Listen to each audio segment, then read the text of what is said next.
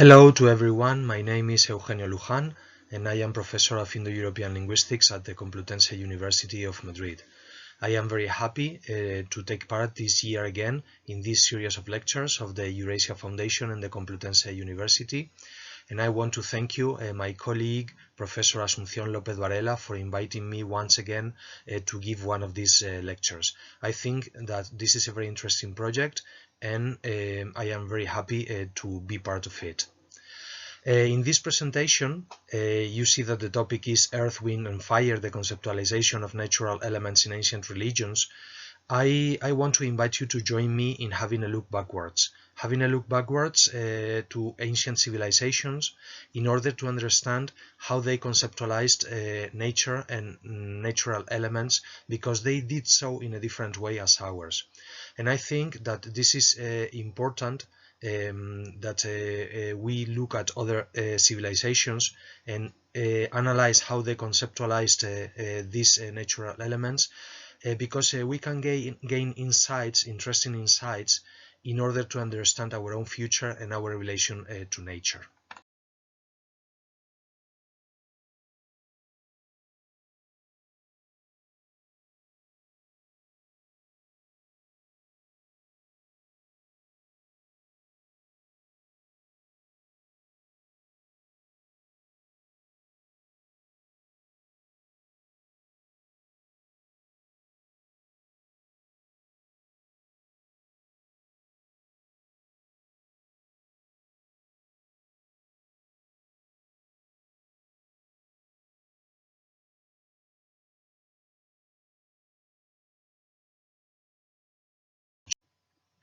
Let's start then with some introductory remarks, and by comparing some of our current views about nature and natural elements to the concepts and views that some ancient civilizations had about them. We will have a look first at the United Nations 2030 Agenda for Sustainable Development. I am sure that you are familiar with it by now, and probably you have noticed that some of the goals set in that agenda have to do with the necessity of preservation of the natural milieux and our environment. Specifically, you can see that Goal 13 is related to climate action. Goal 7 has to do with affordable and clean energy. Goal 6 is concerned with clean water. And finally, Goal 14 has to do with life below water. We know now that unless we are able to preserve our natural milieus and our environment, we won't be able to survive as a species. So that's why it is important to take into account these goals when discussing our future and the possibility of a sustainable development. We are all aware that human activities nowadays have a global, significant and steadily growing impact on nature, and this is so at least in the Industrial Revolution. That was a major change in human history, and it also resulted in an increase of urban population. Before the Industrial Revolution, most people lived in rural milieus, but nowadays more and more people live in cities, and especially in big cities. And also this has had an impact on our ecosystems and on our environment, because after the Industrial Revolution, pollution caused by human activities has increased tremendously and has had a very important impact in altering the natural ecosystems, and not only at a regional level or at a local level, but also in a global level. I am sure that all of you are familiar with these problems, because they are discussed almost every day in the media, in the newspapers, in TV, and everywhere, because it's one of the major concerns and threats for humanity nowadays. But I'm sure that all of you know that this has not always been the case, because for the most part of human history, human beings were not only living in direct contact with nature, but we can say that we humans were part of nature itself. You know that the longest period of human history is the Paleolithic, and during the Paleolithic, human societies were basically hunters and gatherers. That means that they got their resources from nature by hunting animals, by gathering fruits and plants, and basically they lived in nature and were part of the ecosystems they inhabited. There have been other major changes during the Anthropocene. I am sure you all know about the Neolithic Revolution. That was a very important turning point in human history, because humans learned how to produce food, both coming from vegetables and from animals. But even after the Neolithic revolutions, humans still lived in rural milieus, and they were in close relation to nature. So we can state that for the most part of human history, human activities had a very limited impact on nature. In connection to the different kind of relation that human beings have had with nature and natural elements over history, we can find different conceptualization of those natural elements over the history of humankind. If we stop to think about it, basically nowadays we think of nature as a kind of warehouse for commodities, where we look for fossil fuels, where we look for food that is produced in a kind of industrialized way. It's a large-scale production, and we basically think of natural elements and natural forces as inanimate entities. But this has not always been so. But in sharp contrast to this, if we analyze how other civilizations have conceptualized nature, we can see that they didn't think about nature as a warehouse, but they call it Mother Nature. That is, they thought of nature as a mother, a protective and animate element that we were in constant dialogue with, in constant relation with, and that is why natural elements and natural forces were conceptualized as animate entities. That is, they thought they had a soul and they could interact with human beings, and we could interact with them. That's why in many civilizations, both modern and ancient, different natural elements were thought of as gods and goddesses, and they were offered oblations and sacrifices, and human beings tried to interact with them because they thought that they were agents. They could have a direct impact on our lives, and they were considered deities.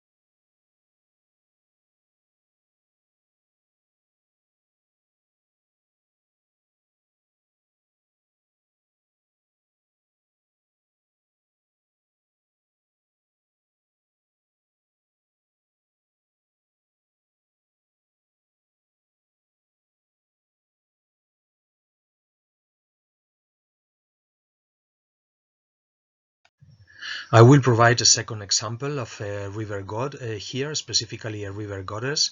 I have put on this slide a picture of the goddess Sequana, that is the goddess of the river Seine, La Seine, in France, in ancient Gaul, and it is a statue that goes back to the 2nd or 3rd century AD. You can see that the river, the goddess, is represented as a female figure, and she's riding a boat in the shape of a duck. This statue was found at the sources of the river Seine, and many objects, votive offerings, were offered to this goddess in different sanctuaries all over the course of the river.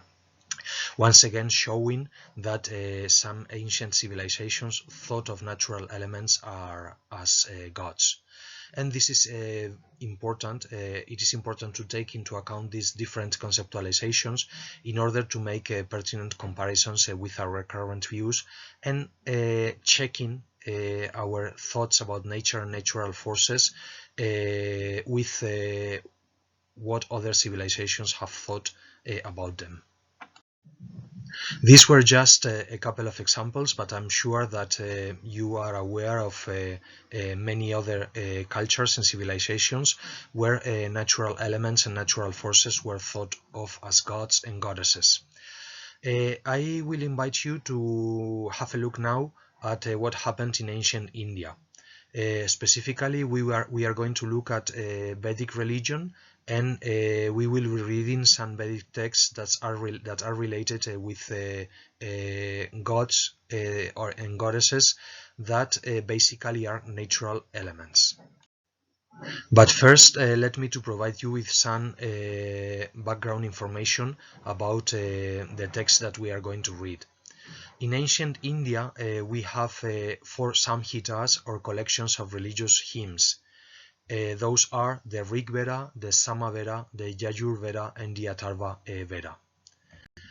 These are collections of hymns, and 3 of them, Rig Veda, Samaveda, and Yajur Veda, deal with a specific type of rites. They are called Shrauta in Sanskrit, and they are public and very solemn rituals.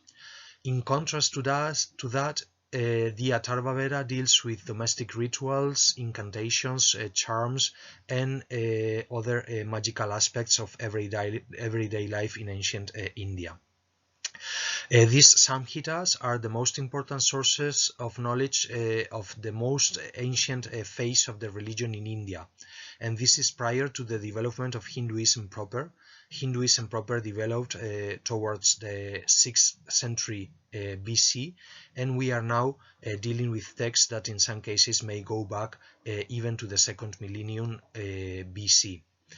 Basically, these texts were transmitted in an oral way. That is, they were learned from one generation to the. They were transmitted from one generation to the next generation, and they were preserved by learning them by heart in the different Brahmanic schools and traditions.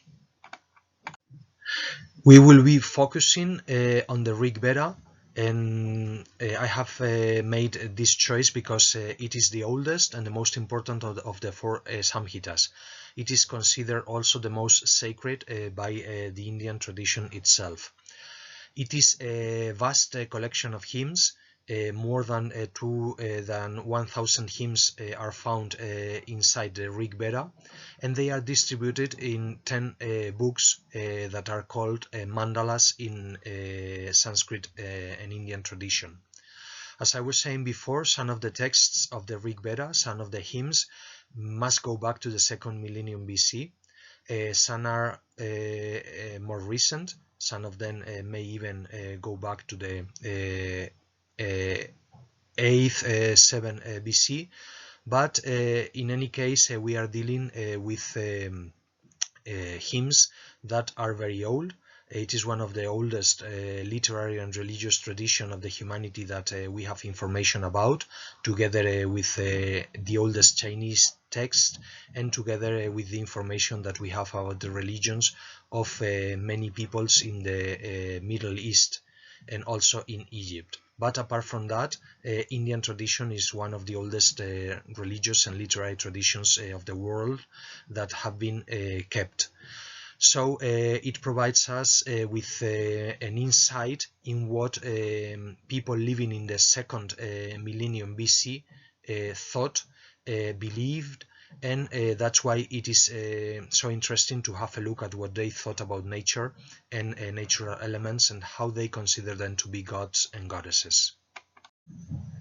Vedic religion was clearly polytheistic, that is, ancient Indians adored a big number of gods and goddesses. Some of them had human characteristics, that is, they were anthropomorphic. Some of them were not. And it is very interesting to have a look at these three elements, earth, wind, and fire, and how they were conceptualized, because we will see that the three of them were considered gods, were considered to be gods, but they didn't develop a human anthropomorphism in the same way.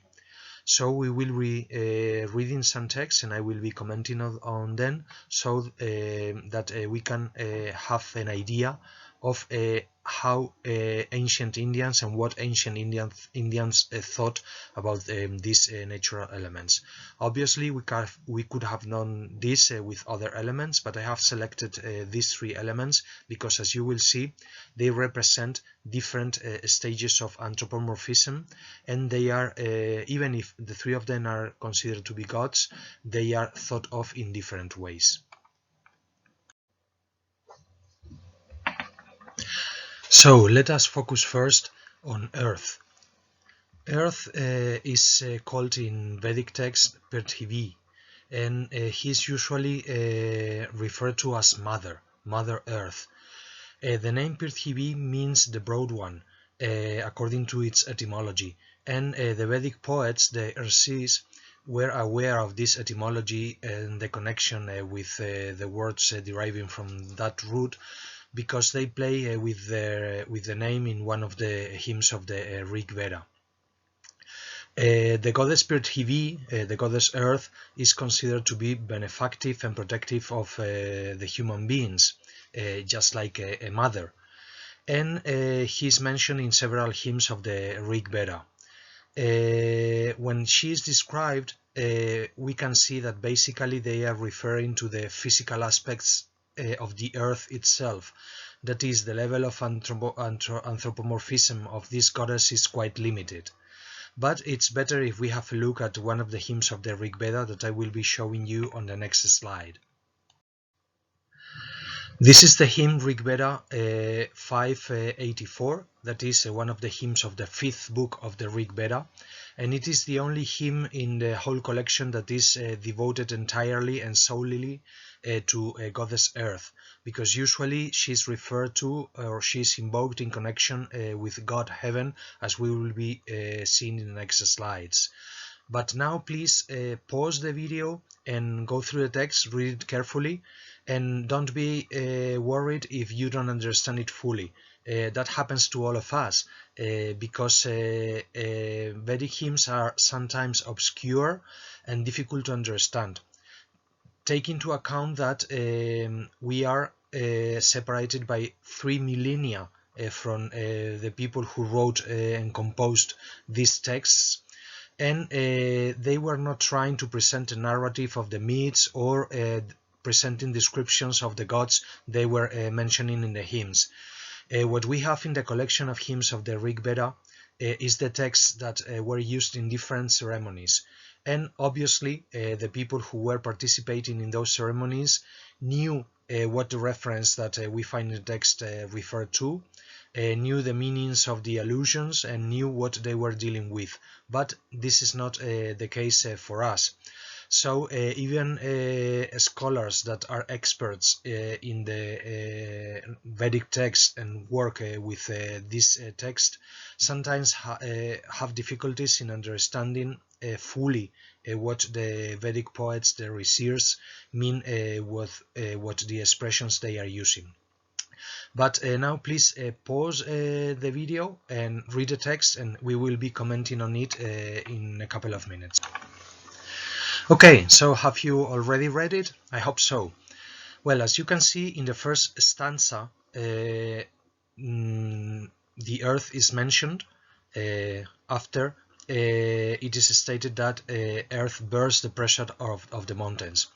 There are interesting stories about mountains in the Vedic literature, because one of the myths that have been transmitted states that originally mountains were not fixed to earth, but instead they flew from one place to another.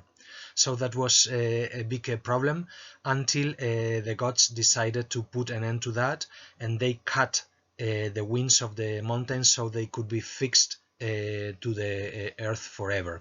And part of the wings of the mountains are the clouds that usually surround the upper part of the mountains, and that's the way the ancient Indians explained the presence of clouds around the mountains. But let's go back to the first stanza again. You can see that in the second part of it, it is stated that earth brings the ground to life, that is, life is made possible due to earth. And in fact, when earth is mentioned together with heaven, there is a myth also that tells us that earth and heaven were separated from each other. The great god Indra, that is the most important god in the Vedic texts, was responsible for putting a pillar that was called the Eskambha, that separated the earth from heaven, and that allowed for the creation of the mid-space, the atmosphere. And it is in this middle space that life can happen. After that, the earth is also referred to as the gently sloping great one. So the greatness of earth is once again referred to. The second stanza is a difficult one to understand because basically we think that it is a riddle. That is, they were posing like a problem and hoping that people who were listening to this stanza were able to know what they were talking about. That is, that they were talking about Earth. She's called the Oscillating Lady, and we find a reference also to rains. You can read in the second stanza that earth flings the swelling moisture forward like a horse neighing for a prize, and this is a reference, most scholars agree on that, a reference to the monsoon, that is the part of the year where in India there are heavy rains that cover the earth in many places.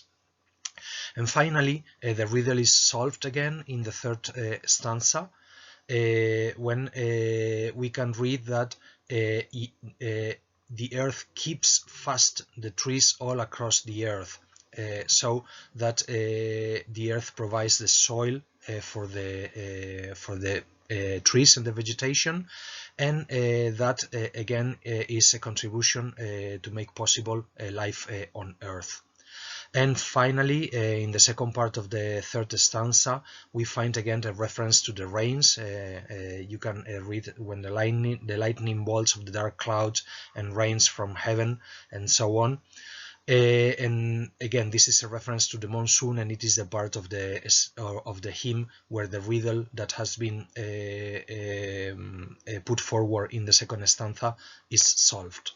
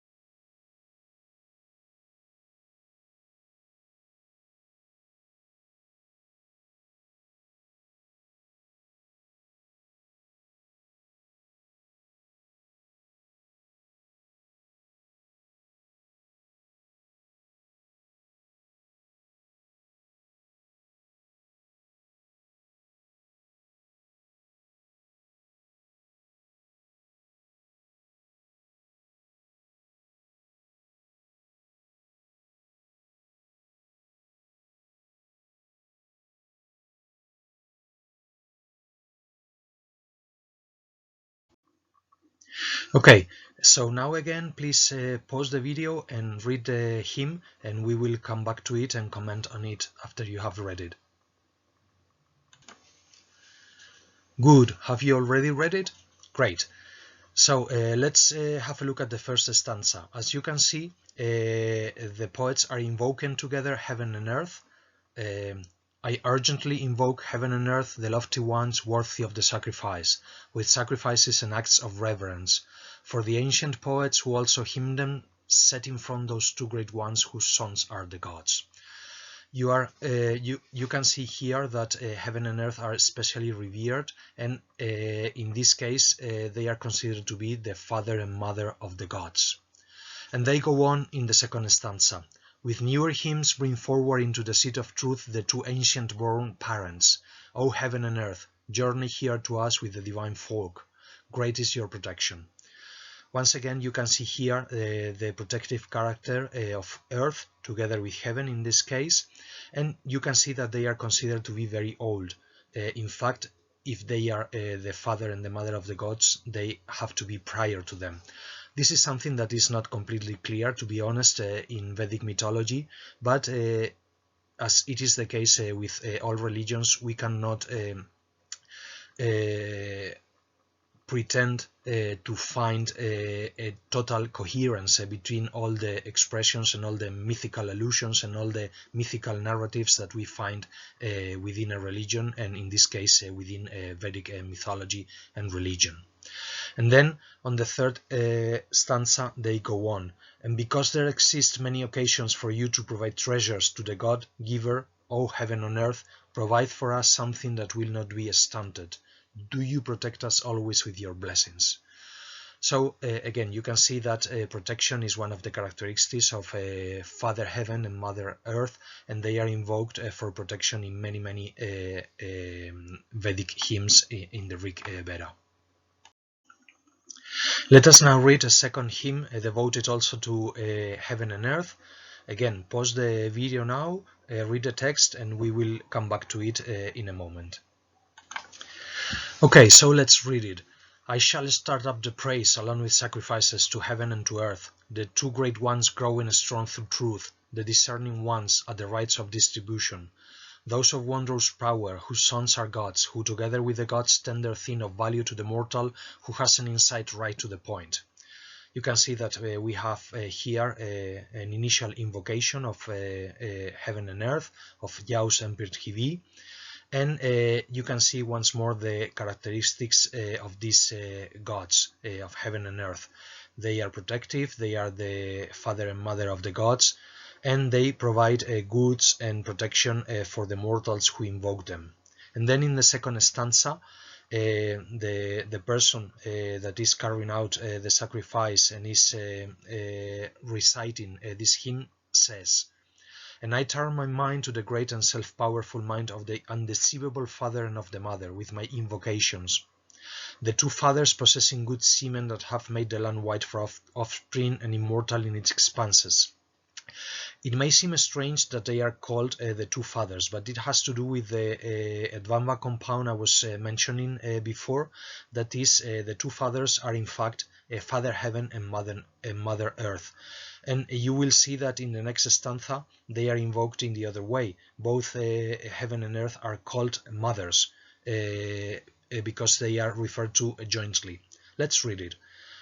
These their sons, good artisans with wondrous powers, begot the two great ones, two mothers, to be first in their thought.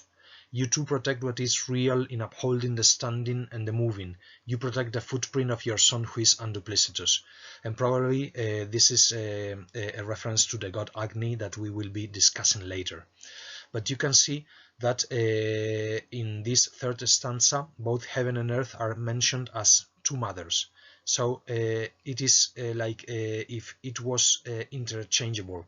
That is, that they can be referred to Yava Prithvi, that is heaven and earth. They can be called fathers in dual together, or they can be referred as mothers, the two mothers together, but it is clearly a reference both to heaven and earth. You can see again the protective character of these gods. And you can see also that they are the basis for the existence of life, and vegetables and animals are referred to as the standing and the moving. So every living being depends on heaven and earth, because they are father and mother of every creature, of every living being, whether it is an animal or a plant. So let's now move on to the god of wind. And it is interesting that in this case we find two different names for the god of wind. The first one is Vayu and the second one is Vata. This second one, Vata, is clearly the name of the natural element, because it can be mentioned in the Vedic hymns either as the god or simply as the natural element, the wind itself. And here we have again one of the hymns devoted to wind. In this case, we are dealing with Vata. That's why the translators have put wind and not the personal name Vayu, as they do with other hymns. Once again, please pause the video at this point, go through the text, read it, and we will be commenting on it in a minute.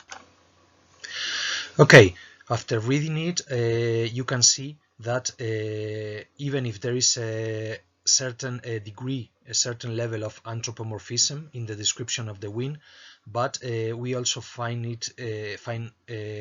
clear references to the characteristics of the natural element. Because, for instance, in the first stanza, they say, "Now I shall proclaim the greatness of wind and of his chariot." Well, they appear to think that wind goes on a chariot, but I mean, it's the only possible vehicle in antiquity at this time.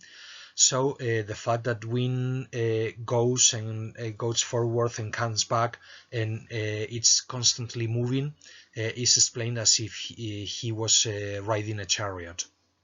Then they go on, shattering as he goes, thundering is his sound. So clearly these are references to the natural element, even if it is considered to be a deity. And they go on, touching heaven as he drives, turning things red and tossing up dust from the earth as he goes. Clearly, again, these are descriptions of the natural elements, even if it is considered to be a god. And they go on in the second stanza. The dispersed eddies of the wind press forward together following him. They go to him like girls to a festive gathering.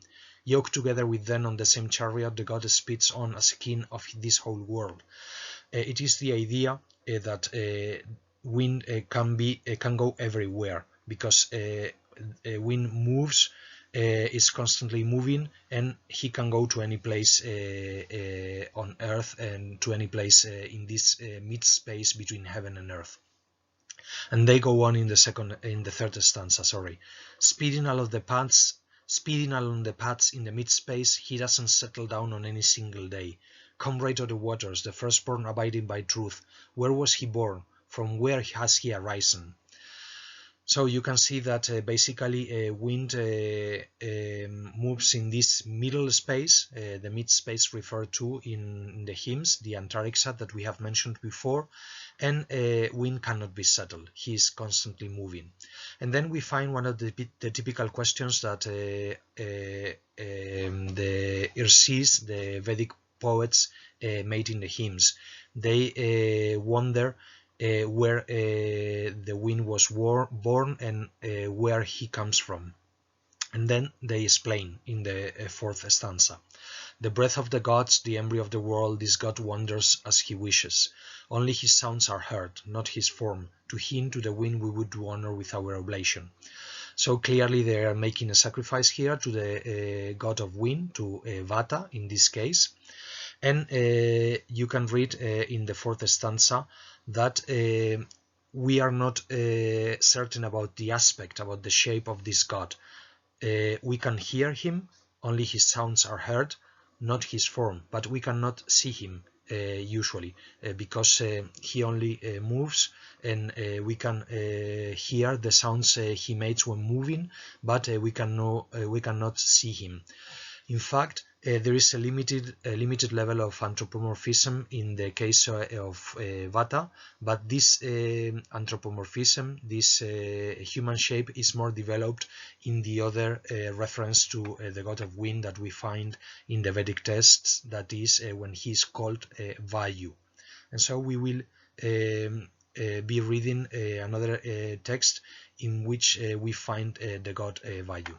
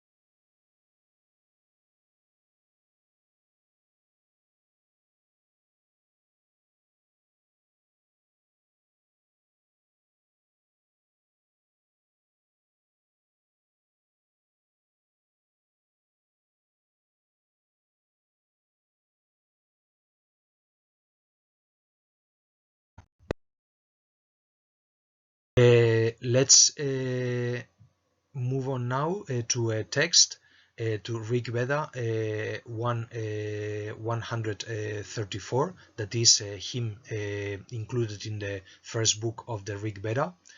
And once more, please pause the video and we will be coming back to it after you have read it. Okay, so let's start with the first stanza. Let the speedy ones hastening convey you here to the pleasurable offering of Vayu, to drink first of the Soma. This is a reference to what I was telling you before, that is that Vayu is the first drinker of the Soma drink, of the sacred drink, when it is pressed and prepared for the gods.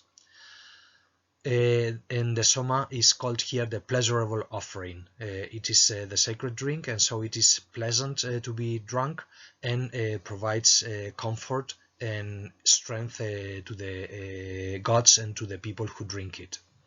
And they go on. Let liberality stand upright, following your intention, recognizing it. On a chariot with a tin, drive here for giving of Vayu, for the giving of bounty. So clearly it is also a protective god, and he provides riches and goods, and he comes on a chariot, as we have seen before with Vata, the more natural aspect of wind, and less personified than Vayu, but basically they share a lot of traits. And they go on in the second stanza. Let the invigorating drops invigorate you, Vayu, as they are being prepared by us, well prepared, heaven-bound, being prepared with cows, heaven-bound. So here we find allusions to the preparation of Soma. In fact, we are not sure what this drink was made of. We know that it has an effect on the people who drank it, in the sense that they felt euphoria, and they felt that they were in touch with the gods. So it must have been a kind of drug made out of a plant or of another natural element, but we are not completely sure what the ancient Indians employed to prepare the Soma. But in any way, it is clear that this drink has had this kind of effects, and people who drank it felt that they were closer to the gods. So if we read now, I have not put the whole hymn, because hymns are sometimes very long, so I have put a selection of the stanzas. And in the fourth one we can read, "For you do the gleaming drones stretch their auspicious garments in the distance, into the house at the rays of the sun, their brilliant garments at the new rays. For you will the milk cow milking her juice milk out all good things. You begat the marrows from the belly of heaven." And you can see here that we have a reference to the fact that probably the god of wind, Vayu, was the father of these young warriors, the Maruts I was mentioning before. And let's deal now with the third example I wanted to discuss with you, and it is fire. Fire in the Vedic texts is the god Agni, and Agni is one of the most relevant gods of the Rig Veda and of the Vedic texts in general. This god is probably the most important terrestrial god among the Vedic gods, and it is very protective and beneficial for humans.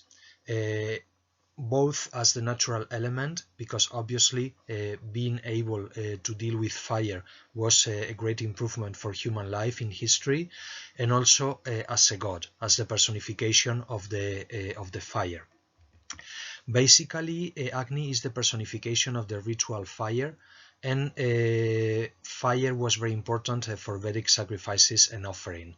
Basically, he was thought to be an intermediary between men and gods, because when men want to give something to the gods, they put it in the fire, they put the oblations in the fire, and the god Agni is responsible for bringing these sacrifices and these oblations to the gods, which that basically are in heaven.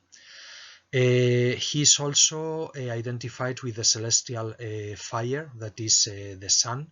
The sun is called Surya in Vedic religion. He is also considered to be a god, and sometimes also Agni is thought to have a third shape, and it is the bolt. It is the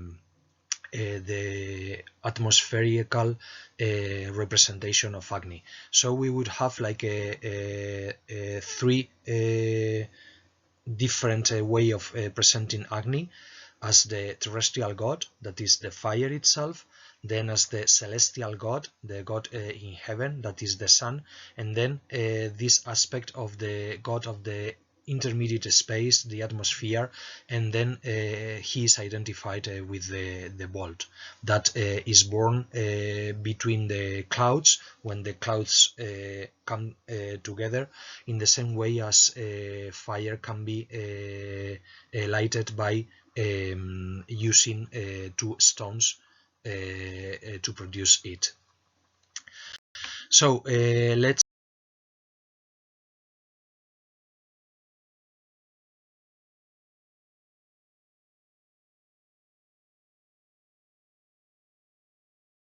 this is Rig Veda 1.1, and we will be reading and commenting on it.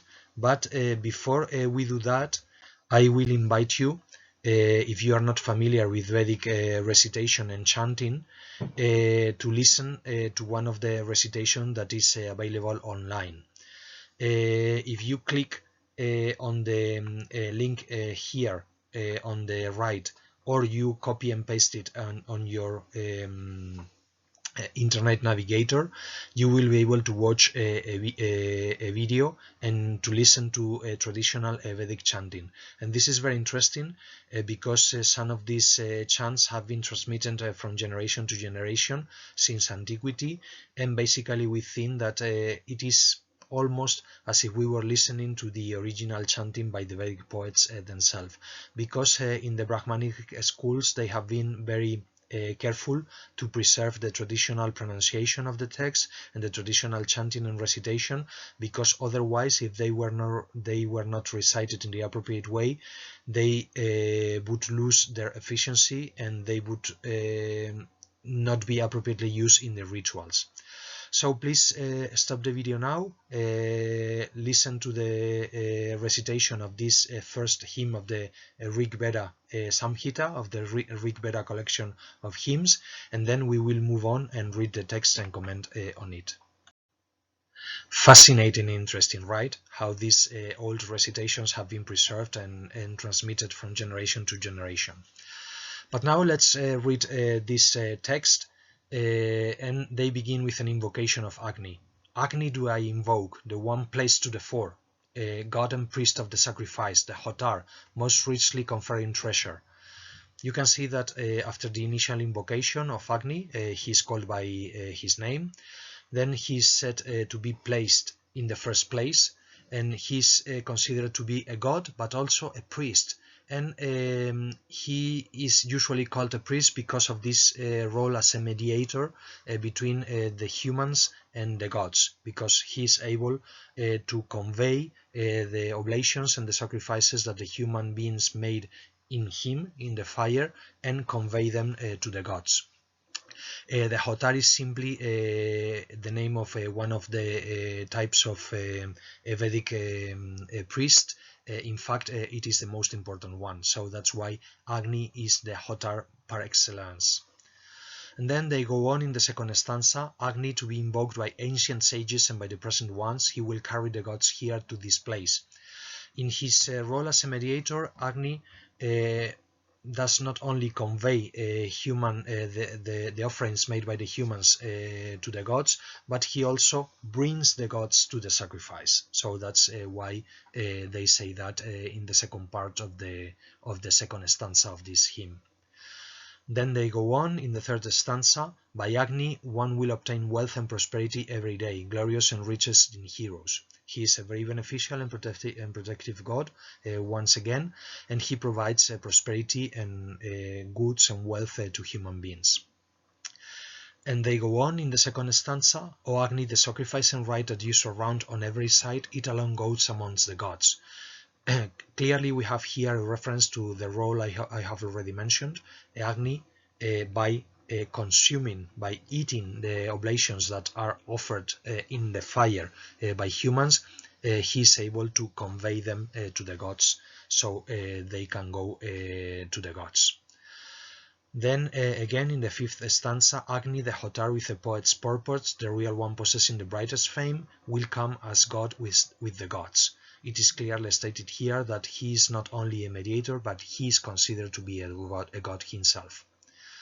And then they go on, when truly you will do good for the pious man, O Agni, just that of yours is real, O Angiras. Angiras is simply another way of referring to Agni, and it is connected with a special type of priests that were fire priests. And then in the seventh stanza, we approach you, O Agni, illuminator in the evening, every day with our insight bringing homage. So it is clear that the sacrifices to Agni have to be made every day. In fact, the fire of that every family had at home is very important also for domestic rites. If we had the occasion to deal with the Atharva Veda, this collection of hymns that deal with domestic rites and incantations and so on that I mentioned at the beginning of the presentation, it is very interesting to see how they deal with domestic fire, because they have to take care of him. It is like they had a guest in the house, a very distinguished guest they have to take care of, because Agni is a most revered god in Vedic times. Okay, so I hope that it was interesting to have a look, even if a quick one, to these ancient texts from India, to a selection of Vedic hymns, and see how ancient Indians conceptualized some natural elements that for us are totally inanimate, but they were considered to be animate in ancient times in India, and they were even considered to be gods and goddesses. And I would like to finish with a few final remarks and comments. We must be then aware that the visions of nature and natural elements have tremendously changed over human history. Nowadays, most of us live in urban milieus, and we are secluded from nature in our everyday life. We don't have we usually don't have a direct contact with nature and natural elements in our everyday life. But when dealing with sustainability and preservation issues, it is crucial to be aware that our view is not the only possible one, it's not the only possible conceptualization of nature, and we must pay attention to visions of nature in other cultures, both past and present cultures, if we want to gain insights into what nature should be for us as human beings. And some recommended reading. The first book that you have on your left is the translation from which I have taken all the translation that I have been using throughout this presentation. It is the most authoritative scholarly translation nowadays. It was made a few years ago. It was finished a few years ago, and it was made by two very relevant scholars in Vedic studies, Stephanie Jamieson and Joel Brereton. So if you want to read more Vedic hymns, I strongly recommend you to use this translation because it is very up to date, and they have taken into account more than 1 century of scholarship in the study and understanding of the Vedic hymns that, as you have probably seen, are not so easy and straightforward to understand. And they have also written a short guide to the Rig Veda. It is the second book I am recommending, the one on the right. So if you are interested in knowing more about the Rig Veda, I strongly recommend you to read this book. And finally, if you want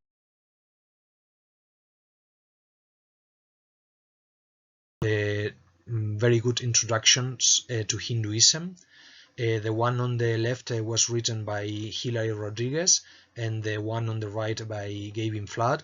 They are both complete, and they provide a general overview of the history of Hinduism from their roots in the ancient Vedic civilization until its more recent developments in contemporary society, because Hinduism stemmed from the Brahmanic tradition that is reflected in the Vedic texts and has lasted until today, because as you know, many people are practicing Hinduist nowadays.